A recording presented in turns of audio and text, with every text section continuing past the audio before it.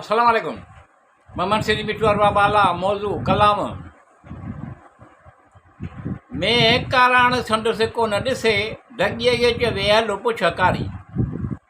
ढॻीअ सां में जो झेड़ो ऐं हुजत अथसि जारी।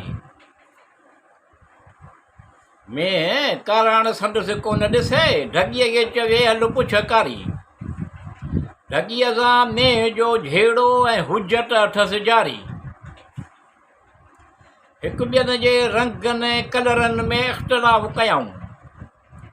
हिकु ॿियनि जे रंगनि कलरनि में इख़्तिलाफ़ कयूं। अहिड़ी तरह उन्हनि मथां ॼणो अहिड़ी तरह उन्हनि मथां ॼणो ख़्वारी मुसलत हाकारी। में काराण संदसि कोन ॾिसे ढॻीअ खे चवे पुछ कारी।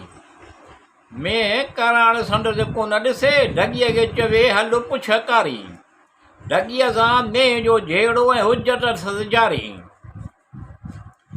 जेतोणीकि इहे कंहिं शइ जा मालिक न की अकुलु रखंदा आहिनि। जेतोणीकि इहे कंहिं शइ जा मालिक न की अकुलु रखंदा आहिनि। टिन जे दिलनि में नफ़रत संदन अहिड़े करकूट खां बेज़ारी। में काराण संदसि कोन ॾिसे ढॻीअ खे चवे हलो पुछ कारी। ढॻीअ सां में जो झेड़ो ऐं हुजत अथसि जारी। अकुल खां कमु वठणु पर हैवाननि जानवरनि में अकुलु कोन्हे। अकुल खां कमु वठणु पर हैवाननि जानवरनि में अकुलु कोन्हे। जंहिं बाबति ॼाण ई कोन्हे पोइ छो ॻाल्हियूं करणु तकरारी। में काराण संदसि कोन ॾिसे ढॻीअ खे चवे हलो पुछ कारी।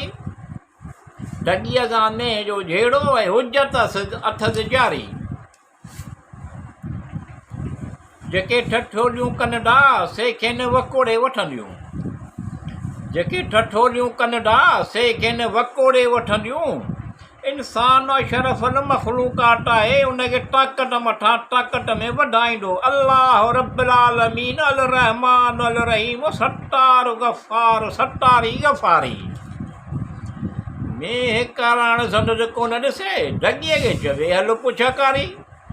ढॻीअ सां में जो झेड़ो ऐं हुजत अथसि जारी। में जो मुंहुं मोड़णु ढॻीअ जो हाल ॾिसणु पसंदि न करणु ढॻीअ जो सोचणु। में जो मुंहुं मोड़णु ढॻीअ जो हाल ॾिसणु पसंदि न करणु ढॻीअ जो सोचणु। बेसाब रोज़ी ॾींदड़ त आहे अल्लाह रहमान अल रहीम पाक पालणहार बारी। में काराण संदसि कोन ॾिसे ढॻीअ खे चवे हलो पुछ कारी। ढॻीअ सां में जो झेड़ो ऐं हुजत अथसि जारी।